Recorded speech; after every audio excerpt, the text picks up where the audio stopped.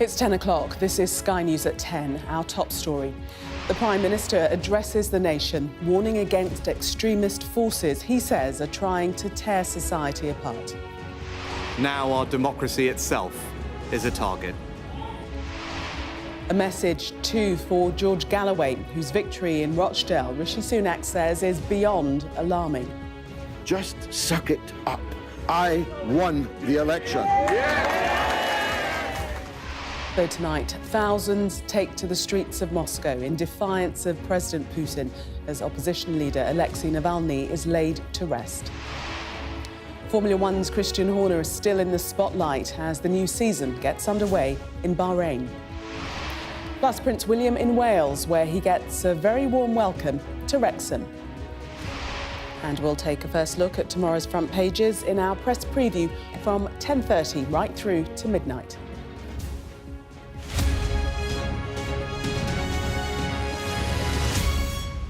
Good evening.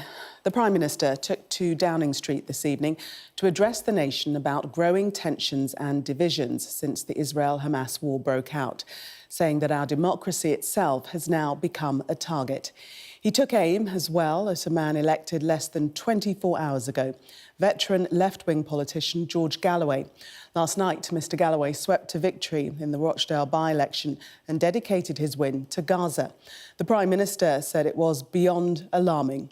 Our Deputy Political Editor, Sam Coates, reports from Rochdale. An impromptu statement with a stark message. The Prime Minister declaring the country's democracy under threat.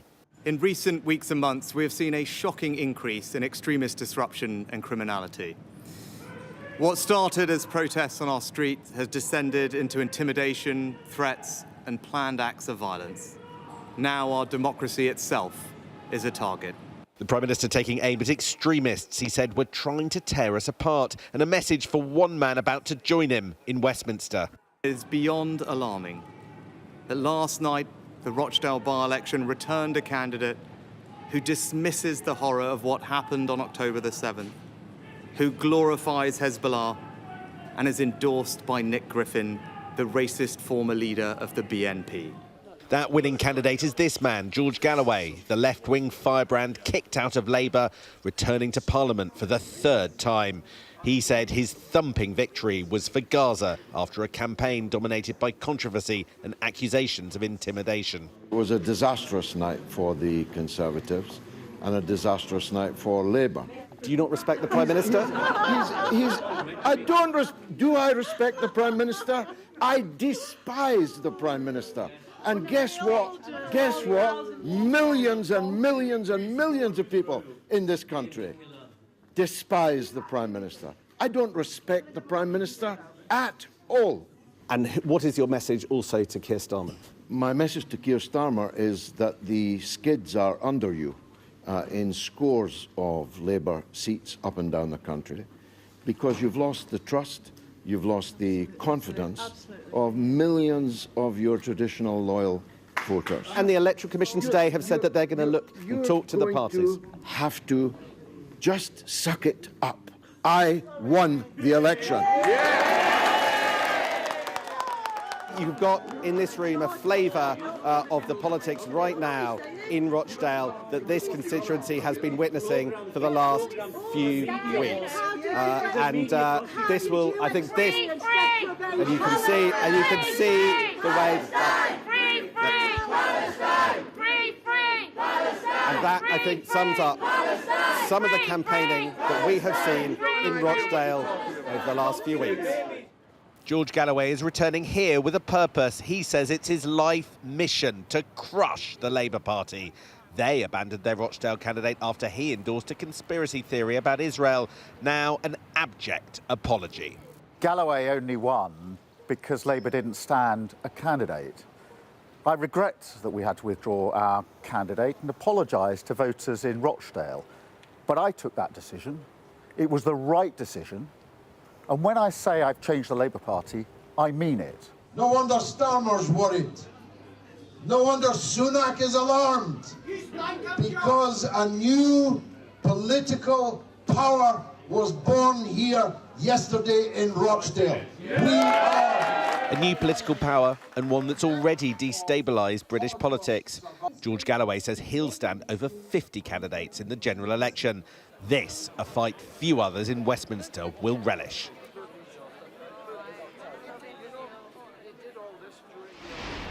And Sam joins us now from Rochdale. Sam, a significant 24 hours in politics. How serious is it, what the Prime Minister had to say this evening?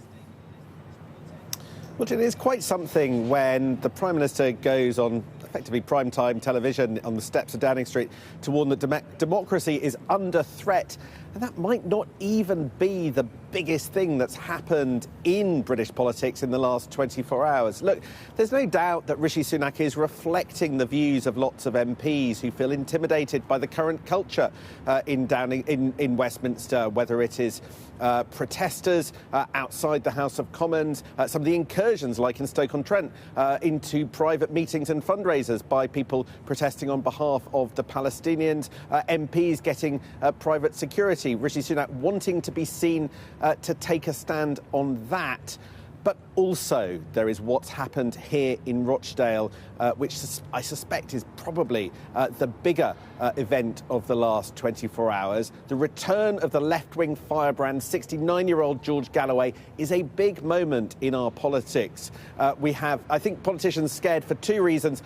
First of all, what he says about Israel, they find it distasteful. But secondly, he's an extraordinary communicator who can lash his opponents and eviscerate some of those who go up against him. In this era of beige politics, I suspect party leaders are nervous. Let's see where George Galloway, who wants to run a formidable general election campaign, is going to take what comes next.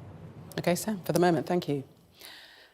And if you scan the QR code on your screen right now, you can follow and subscribe to our brand new podcast, Electoral Dysfunction.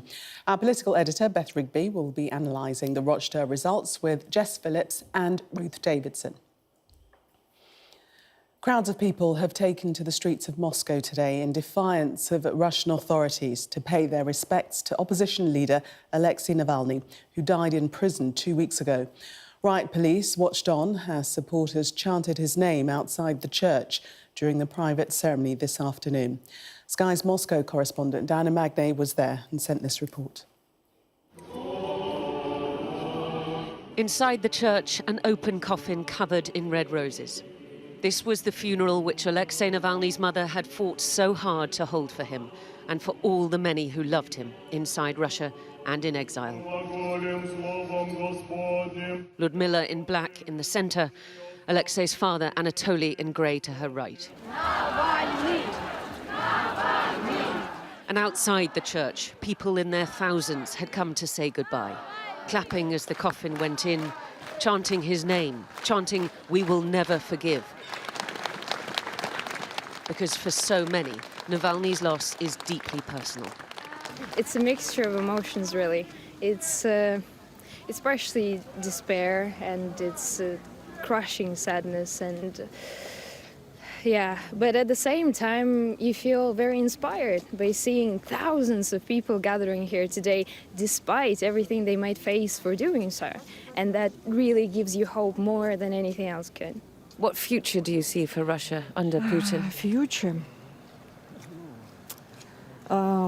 Future is here, you see? Young people, only this. It's very, I think it will be very, period will be very long. But I came here to look at people and to feel that I am not alone. And from the church, they moved on, a half-hour walk to the cemetery, marshalled by police. They're in force, but respectful, despite expectations, managing the flow of this great mass of people, holding their flowers up high. When Navalny died, many people said to us that hope had died with him. But the fact that there are still so many thousands who are prepared to come out shows that there is a significant constituency in this country who do still believe, or at least hope against the odds, that there might be a better future for this country. And so, at Moscow's Borisovskoye cemetery, one of Russia's greatest dissidents is laid to rest. The band playing the theme tune to Terminator 2, because it was his favourite. His mother Ludmilla looking on as mourners filed past, with so many more crowding the neighbouring streets, hoping they too would get their chance. Alexei Navalny's grave in Moscow, a monument to a man who lived and died for the Russian people. The turnout a sign that his name and his legacy will not be forgotten. Diana Magnay, Sky News, Moscow. The US President Joe Biden has announced plans to carry out an airdrop of food and supplies into Gaza after the deaths of Palestinians yesterday as they gathered around aid trucks. In the coming days, we're going to join with our friends in Jordan and others in providing airdrops of additional food and supplies into Ukraine and seek to continue to open up other avenues into Ukraine, including the possibility of a marine corridor to deliver large amounts of humanitarian assistance. Well, Sky's US correspondent Mark Stone joins me live now from Washington, D.C. And Mark, airdrops are usually a last resort. This speaks volumes about how the situation has deteriorated, doesn't it? It really does. I should say, incidentally, that Joe Biden once again has confused his language there. He was talking about Gaza but mentioned Ukraine instead. A separate story there, though. Yes, I mean, be in no doubt that for a government to decide to airdrop aid onto a strip of land is very much a last resort. It is dangerous, it is inaccurate, it is expensive. It speaks volumes for just how much the situation has deteriorated in Gaza. Some Arab countries have been airdropping already, but the Americans now joining it makes it even more extraordinary because, remember, this is a strip of land where the Israeli military, America's closest ally, effectively has control. It is a war prosecuted by America's ally with American weapons, and yet still the Americans are unable to persuade Israel to allow aid in quantities, and so they are now airdropping it in. It is an extraordinary state of affairs and gives you a real sense of just how desperate things are, especially in northern Gaza, where they are now openly talking about famine. Mark, thank you. With more than 1 million people still trapped in southern Gaza ahead of the threatened Israeli invasion, a Sky News investigation has revealed how one Egyptian company is making millions from Palestinians desperate to escape. After taking complete control of the process known as coordination, essentially an institutionalised system of bribes, the company has increased payments from $350 to over $5,000. Sky's data and forensics correspondent Tom Cheshire has more. Even from this remote aerial view, almost like an X-ray, you can feel the desperation of Palestinians. Trying to get food, crowding the trucks bringing it, finding death instead. Dozens of people were killed here near Gaza City, a shocking loss of life. Its cause disputed by both sides. It is yet another reason why, here on the ground, people are so desperate to leave. A tent city that grows with each family that arrives here. Rafah, on the border with Egypt. No one wants to be here. But there is a way out. It is one that Amani, not her real name, and her children are trying to seek. But a Sky News investigation can reveal how one Egyptian company controls that crossing, and that they've increased their prices 14-fold since the start of the war, earning more than $1 million each day from the refugees of Rafah. One former industry insider said he quit his job because of the price hikes, telling us, quote, "I refuse to partake in the crime of these prices and the extortion." That leaves Armani and hundreds of thousands of people like her trapped in Gaza. Life is hard and it's a big responsibility without a father to raise 5 kids. Maybe if the price goes down, he can take us out, but it's not possible. God willing, the price will go down. Officially, Egypt and Israel only allow the exit of foreign nationals and injured evacuees. In reality, though, there's a third option. And this is what it looked like before the war. It's a Hala advert for travel across the border, a list known as coordination. More than half the people who leave Gaza now get out this way. Based on social media posts and the testimony of dozens of people who've arranged travel with Hala since October the 7th, Sky News was able to piece together a clear picture of how the company operates. Tickets used to cost in the region of $350, around £280 before the war. But Haller price lists show people are now looking at $5,000 per person to guarantee a way out, and $2,500 for children. Passenger lists are released daily, sometimes pictures taken of paper sheets posted on social media. On average, 235 people travel a day. Some passengers with Egyptian nationality pay a lower fare. But Sky News analysis of Haller crossing lists and prices shows that on a day with few Egyptian passengers, the company can earn in excess of $1 million. Sky News asked Egypt's foreign minister about the money being made by Haller transferring Palestinians across his border. We do not condone it, and we will take whatever measures that we need to so as to restrict it and eliminate it totally. There should be no advantage taken out of this situation for monetary gain. Human Rights Watch told us that statement rang false, that there's no way Haller could operate without the say-so of the Egyptian military. We put that allegation back to the Egyptian government, but we didn't receive a reply. And Haller itself did not respond to any of our requests for comment. For all the talk of ceasefire, Israel is still committed to one final ground assault in Rafah. And Amani and her children are stuck.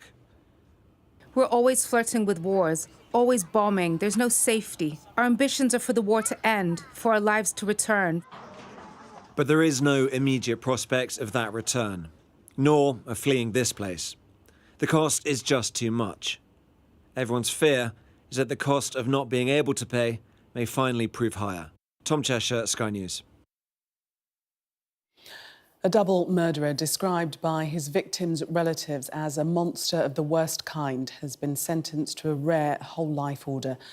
Marcus Osborne was convicted of what prosecutors described as ferocious and merciless murders of his ex-partner, Katie Higton, and her new boyfriend, Stephen Harnett, in Huddersfield last May. Just 5 days before they were killed, Ms Higton had reported Osborne to the police. The couple's family says they have been failed. Fraser Maud reports. Catching a killer. This was the moment Marcus Osborne was arrested for murder. He'd held a woman and 4 children at knife point in a house in Huddersfield as he lay in wait for his former partner, Katie Higton. When she arrived, he stabbed her 99 times in a ferocious and merciless attack. As she lay dead or dying, she was sexually assaulted. Stephen Harnett was then lured to the same property with messages from Katie's phone. He was stabbed 24 times and his genitals were mutilated. Marcus Osborne had a history of domestic violence, and after Katie and Stephen told West Yorkshire Police about him threatening to kill them, he was arrested and bailed. 2 days later, he carried out his threats. Stephen's twin brother says the police should have done more. It's my belief that the police have failed Stephen and Katie. The core duty of the police is to prevent crime.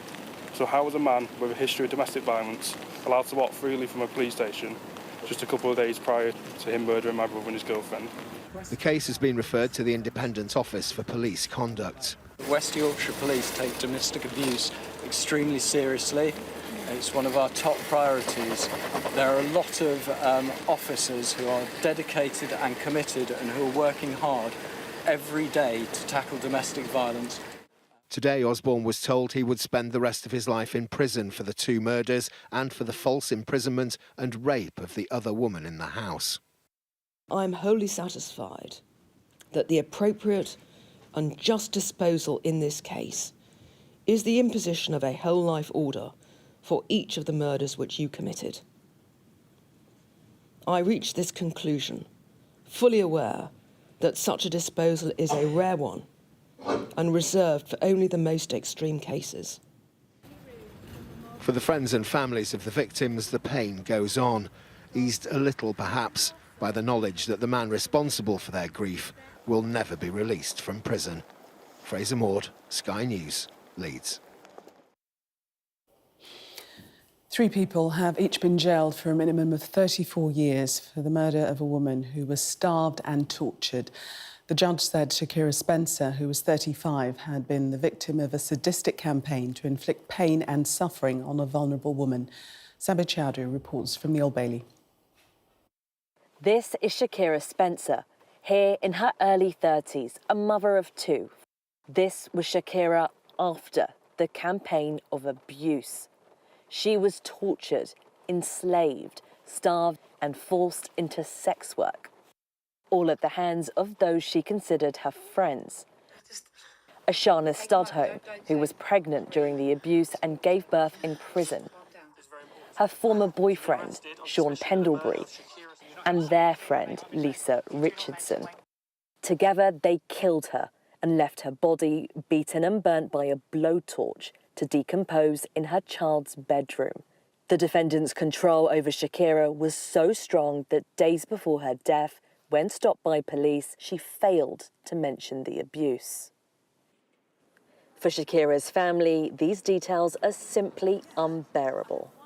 It sounds like a horror film times 10. Like, you almost don't believe it's real. You think, oh, someone's making it up, until you actually sit there in the trial and there was no remorse, nothing.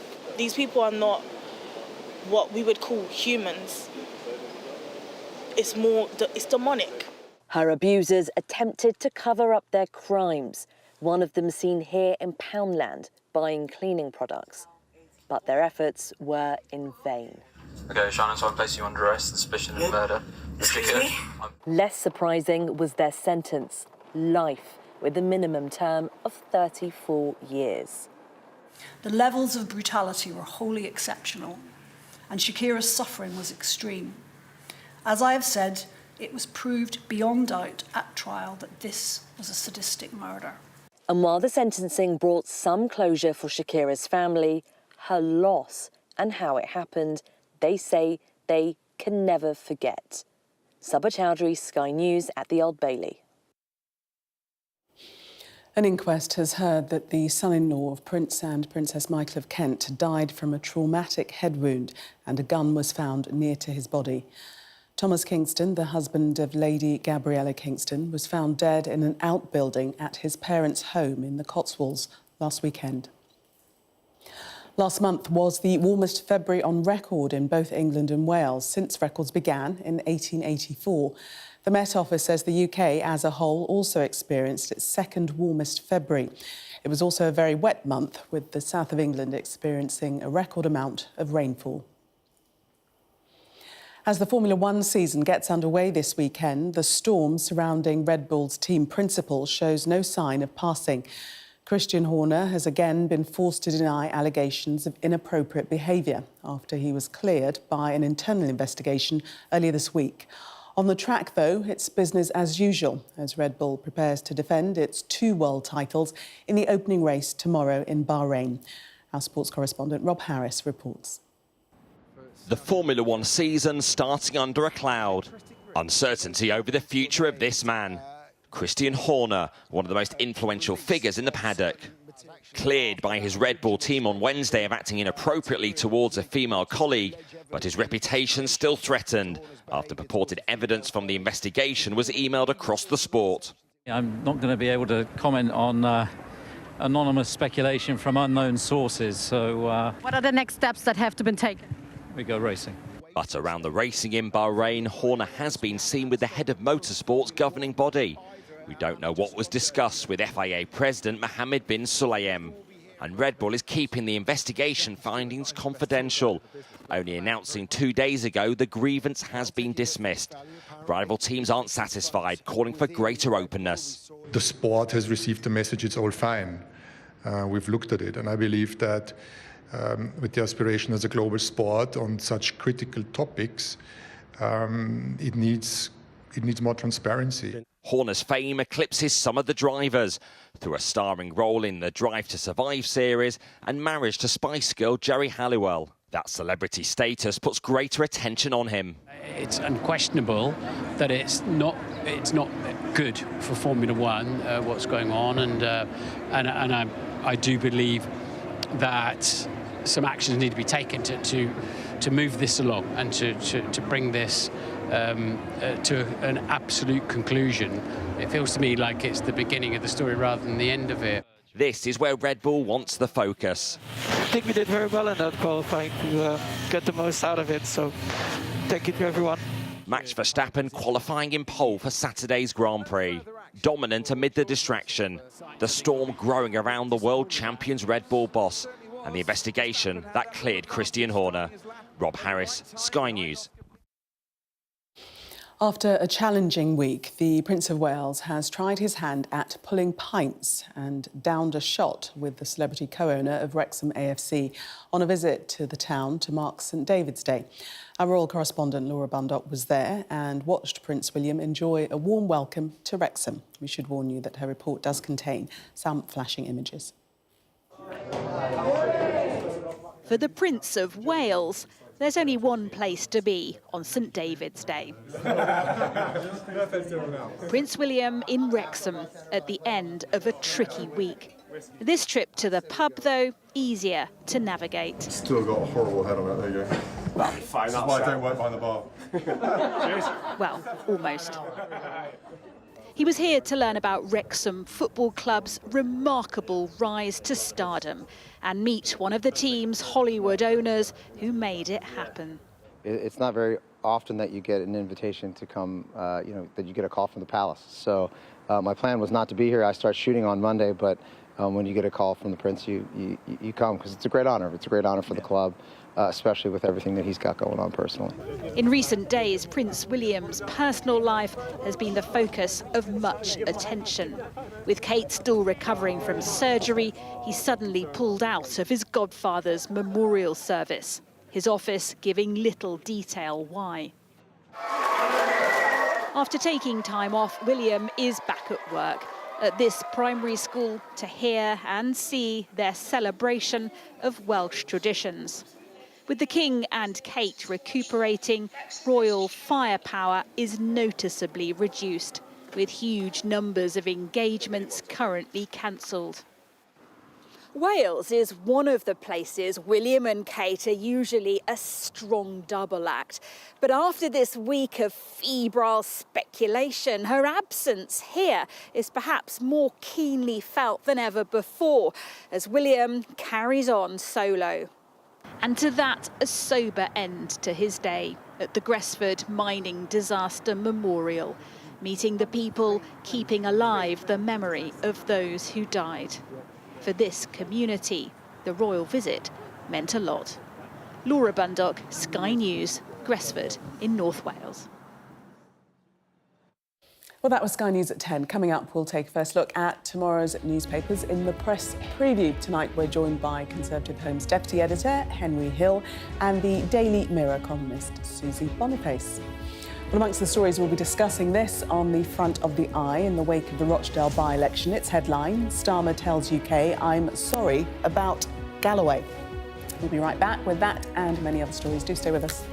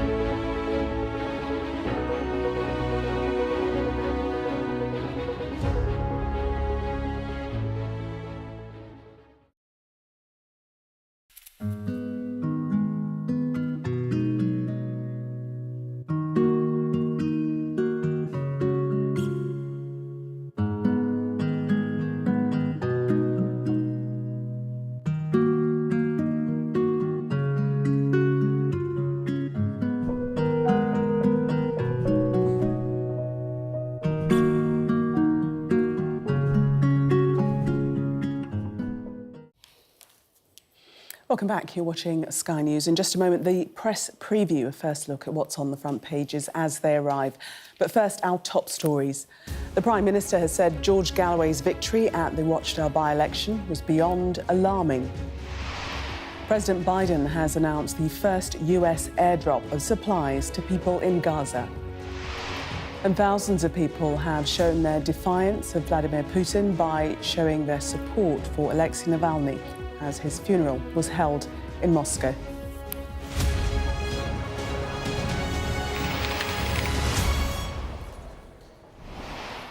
You are watching the press preview, a first look at what's on the front pages as they arrive. It's time to see what's making the headlines with Conservative Home's Deputy Editor, Henry Hill, and the Daily Mirror columnist, Susie Boniface. They'll be with us from now until just before midnight.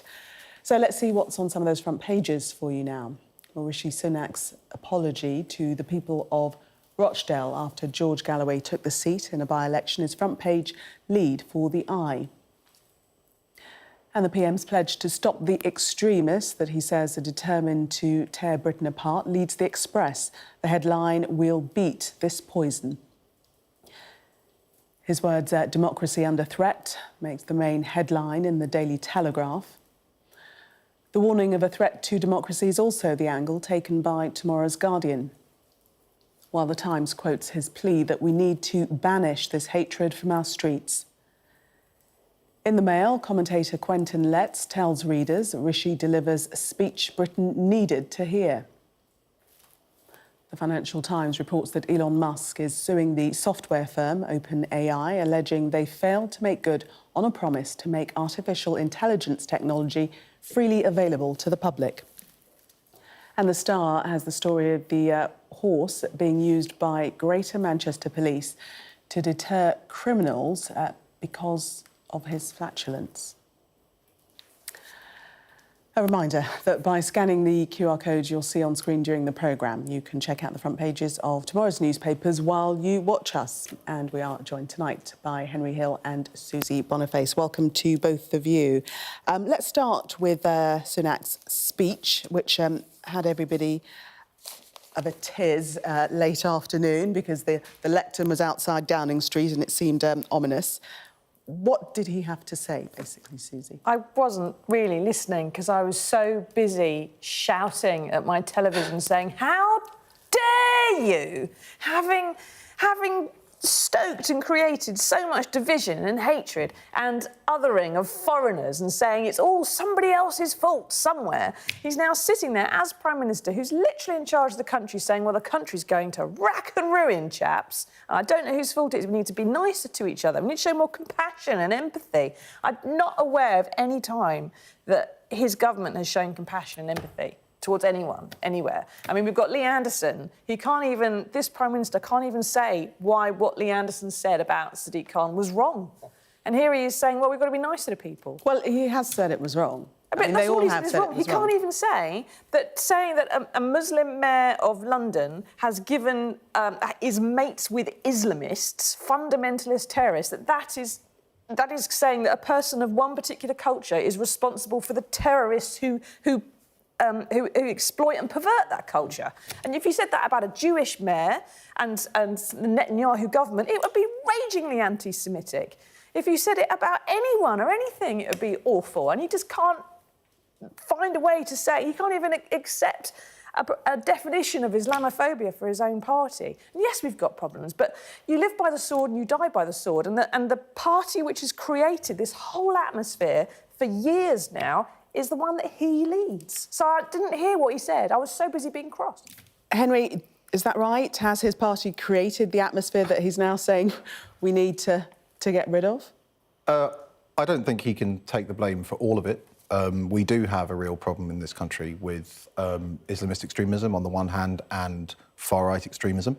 And some Conservative politicians, such as Lee Anderson, have contributed to that. But, you know, this is by no means a problem that has been conjured up by the government. It is responding to a very real problem. I think the thing that slightly baffled me about Rishi Sunak's speech is that the sentiment is very good, but where are the policies, right? It's all very well to come out and put the lectern out, and yeah, I had a heart attack when I saw the lectern until I, worried that there was mid-early election.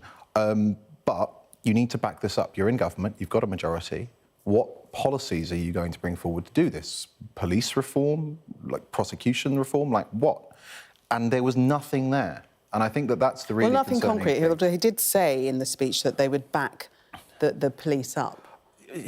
Well, yeah. Well, but who says the opposite? What Prime Minister is going to come out and say, well, I'm not going to back the police?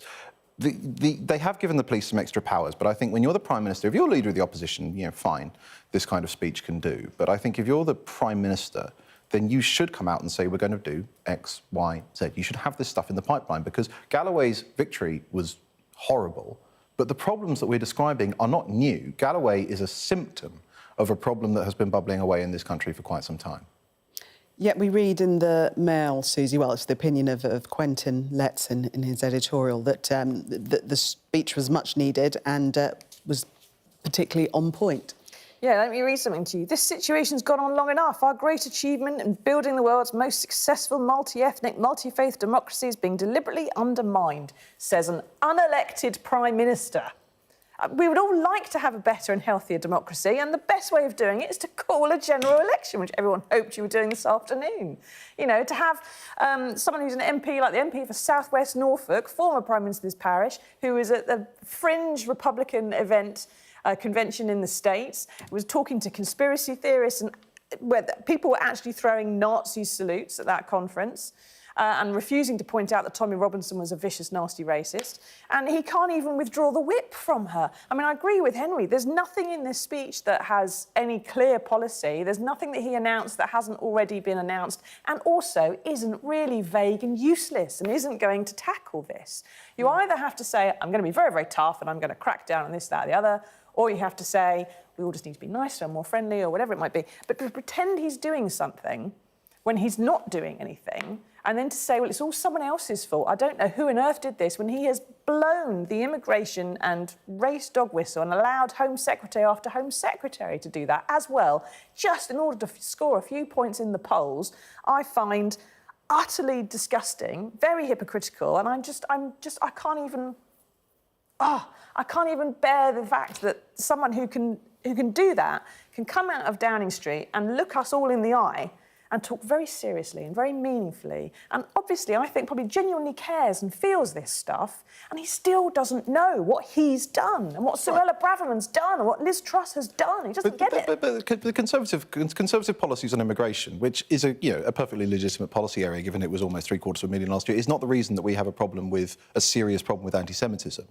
Right? Like, I can see maybe drawing a connection between that and the far-right stuff, but there is a real problem here amongst certain elements of certain communities and certain groups, and that is not the Conservative government's fault. That is not, they are not triggered by talking about immigration. They hate Jews. What lets the lid off hate from all sides is when the politicians in the mainstream start othering and start pointing the finger and start saying, well, it's all that person's fault over there, and they're not like us, and they don't have British values. And that kind of rhetoric gets into daily life, and someone else goes, well, yeah, it's about the values of my community.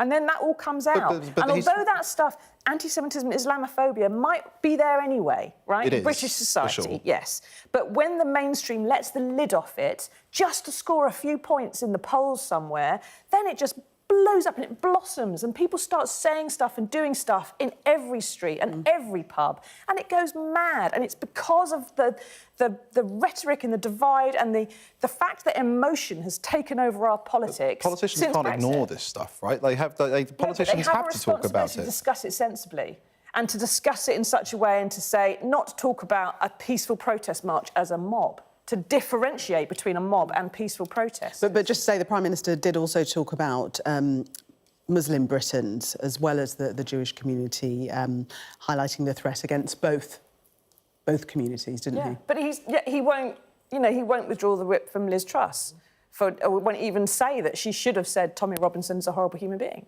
It took him ages to withdraw the whip from Lee Anderson, and he still can't say what it is the problem is, and he still won't adopt an Islamophobia definition, which his own party want him to adopt. And he just doesn't seem to get the difference between what he's saying and what he's actually in charge of. And to be honest, he's in charge of the country. If he wants to say, We're not doing that anymore. We're going to stop blowing that dog whistle. We're going to focus, whatever they say in the focus group is the way to win an election. No, we're going to be responsible and we're going to say this and that. We're going to play it a certain way. And we're going to be strict. We don't want any more Tory MPs having people turn up to their house with protests. We want it to just calm down, everything to be cooler and more civilised, which is what his speech was about. He's saying we all have a role to play, and yet he's not doing that. He's not doing any of that. He also spoke about the shock and fright at the George Galloway victory, the eye looking at that, and the apology from Sir Keir Starmer, Henry. Yeah, it's Galloway. It's shocking. It's not shocking as in surprising, because Galloway is for whatever else he is, and he's many things, a formidably good campaigner. And I think this is the third time that he has been returned to the House of Commons at the head of a tiny party that's basically him. And this by-election was basically the perfect circumstances for him, because it was in a seat during which Gaza was a huge issue, and there wasn't even effectively an official Labour candidate, because Labour had to withdraw. And I think that Starmer is right to the extent that because there wasn't a Labour candidate, that probably played a huge role in why he won. And the reason there wasn't a Labour candidate is because Labour allowed an anti-Semitic conspiracy theorist to become their candidate. So this is a good apology. I hope Labour will take Rochdale back at the general election. I expect so. But the focus here is not Galloway, I don't think. The focus is how did Labour... Because in other circumstances, that man would have entered Parliament as a Labour MP with everything that he believed.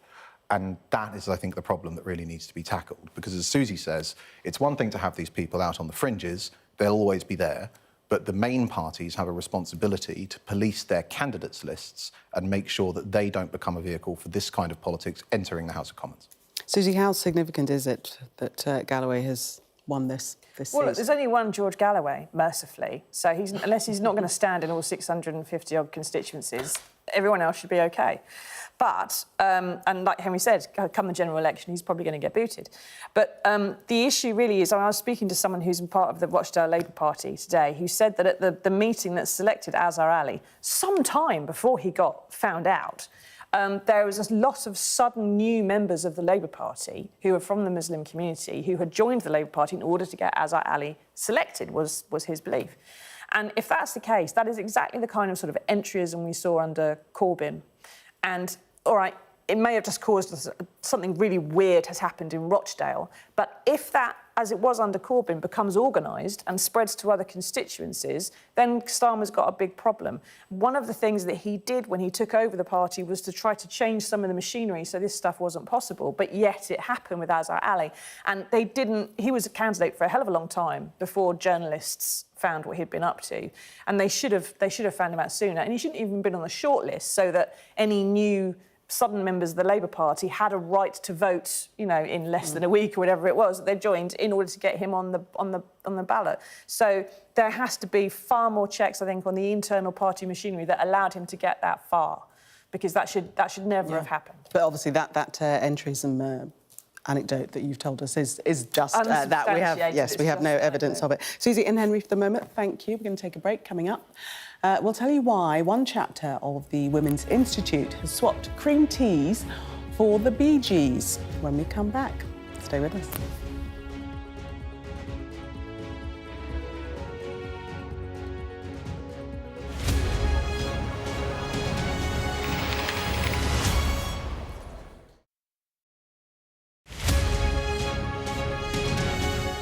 Live together, holiday apart, that's a thing.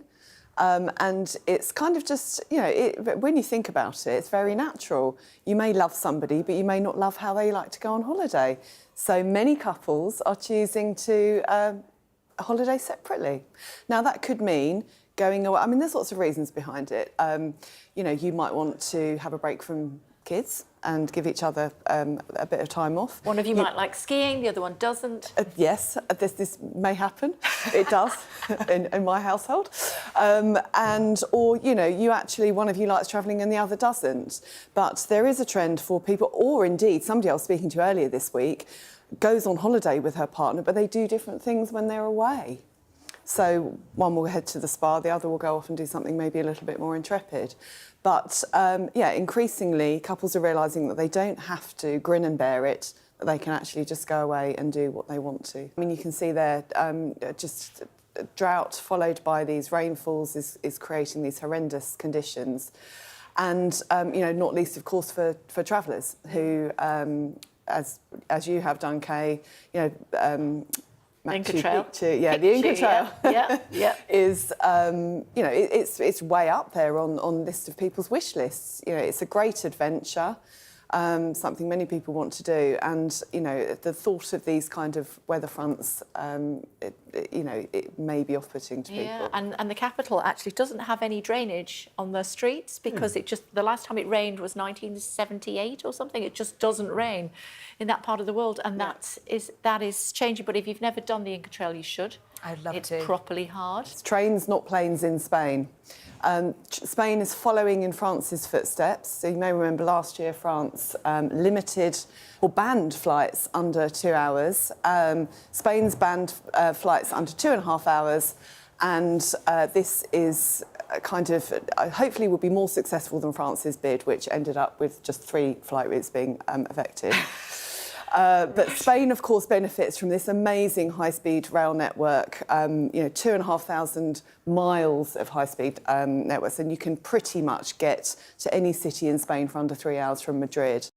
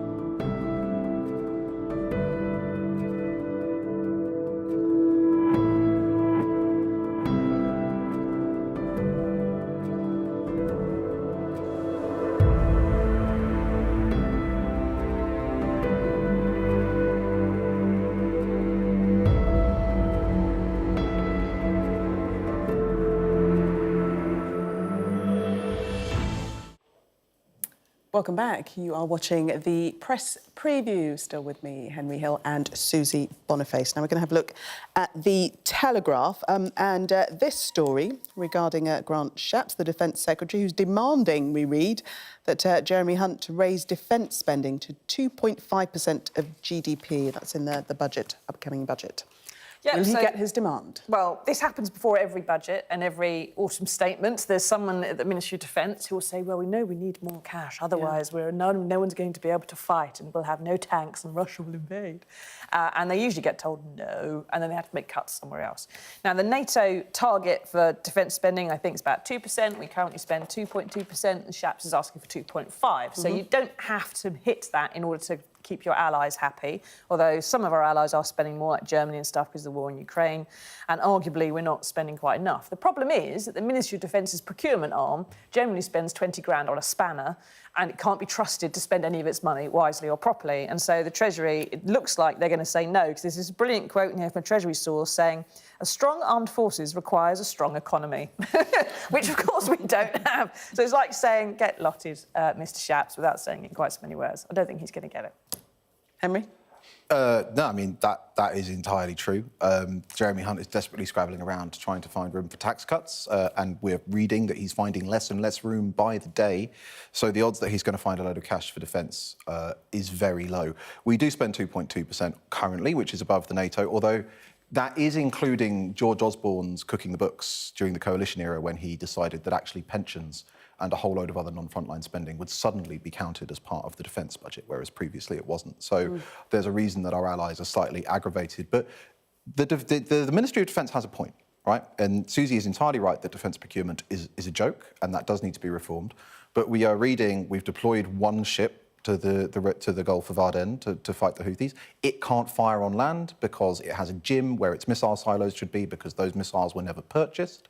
We have aircraft carriers, MOD chiefs are saying we might have to sell one, and we still haven't got the jets for either of them. We don't have the RFA ships to actually supply them with stores. Precisely. We've got one and it's not working. So the armed forces are trapped because effectively for decades now, since the end of the Cold War, government after government, has cut defence spending, but they've ducked the hard questions about what kind of military do you want with less money. So in theory, we have a global blue water navy. In theory, we have a army that's capable of doing everything. The RAF still exists for some reason. And none of it works properly because none of it has been properly funded. And that's going to continue. But in the current climate, is he likely to have the ear of Jeremy Hunt a little bit more, because there are lots of wars going on? Yeah. I think if there was anything that looked like, you know, a cut in real terms, so that you're still, say, if you're still having 2.2%, but actually next year it'll be slightly less than everyone was expecting, that kind of thing, then our allies, America in particular, would be really quite edgy. You know, and what we're doing in Ukraine certainly requires restocking the armament pile quite quickly and spending cash on that. So they're going to have to find a way through the budget to actually get the spending to where our allies would like it to be. But I suspect if Mr Shapps is asking for 2.5% and it's currently at 2.2, they'll settle somewhere in the middle at 2.3 and a bit. And they'll find a way to juggle it. And, you know, they'll say that we're giving them extra and it's the war in Ukraine, aren't we looking tough? And they'll find something they can sell politically for a focus group and something like that. But it will be words. So possibly a little bit more, but not exactly what they're asking. Won't be tackling the problems that Henry just outlined. Henry, take us to daytime discos, courtesy of the Women's Institute. Yeah, everyone's laughing at this, but I've been to day raves, which is, you know, what we call... Women's Institute. I have not been to the Women's Institute. It's not for me. A rave is different to a disco. Well, OK, fine. Slightly different generations, perhaps. But, yeah, so the Women's Institute is organising discos, and it's from 2 till 8. So basically, the idea is that you can recreate the experience of going to nightclubs, and then you can come out and all the trains are running, all the restaurants are still open, and you can get home in time and go to bed on time. And you know what? If you're not up for staying out until 5 or 6, and I've come to understand that does happen to people, this might be a great experience. And you know, there's a village near my parents' hometown where some retired Ibiza DJ every summer, he puts on something like this that starts early in the afternoon and it runs, admittedly, until about 2 in the morning. But a lot of people who did go to discos and clubs when they were younger, they still want part of that experience, but they, for whatever reason, don't fancy stumbling out of Ministry of Sound at 6, and this is a perfectly good substitute, I think. Are you looking in my direction? You need to be aged 30 or over to be admitted. Does it sound like a good idea, Susie? Well, do you fancy it? In theory, if that assumes, and this is from Henry's position of youthful optimism here, that assumes that everything else about nightclubbing is brilliant, it's just the time of day that it happens that's a bit of a drag. And actually, by the time I think you get over 30, most people other than Henry would be starting to say, especially if you're women, they're just going, I don't know wear those shoes anymore, I can't get myself in that frock anymore, I'm tired of shouting at people and getting spat at by people and smelling other people's farts while we all try to pretend that we like this. Well, that's because you can't smoke in there anymore. And you can't smoke in there anymore. Yeah. And everything else. There's so much other... You're not going to the right discos. Through the nose for blue drinks and stuff. You just get, you know what? No. You get to the point where none of it is actually any fun. It's not a disco for people who hate going out, right? like that's not the target. I have been out nightclubbing. I have rocked the pole in a few places, and it just gets to the point where you go, do you know what? Well, I mean, it doesn't say that that's in more. I've had Henry, I think you need to introduce Susie to some different nightclubs. Yeah, we need to go raving. Definitely. She's had. I'm not a raver. Yeah. You can be. That girl. That's a definite no. Susie and Henry, thank you so much. We'll see you in the 11 o'clock hour. Let's take a look at the weather for you in the meantime. Warm memories wherever you go. The weather, sponsored by Qatar Airways. Well, it may be the start of the meteorological spring, but the weather remains cold and unsettled with a risk of ice, snow and freezing fog. It's a cold start to Saturday morning with patchy frost, fog and an ice risk from overnight showers, some wintry with hail, sleet and snow. It remains unsettled during the day with further showery outbreaks. Some of these will be heavy at times. The weather, sponsored by Qatar Airways. Coming up next on Sky News at 11, the Prime Minister has said democracy is being targeted by extremist groups and George Galloway's by-election victory in Rochdale is beyond alarming.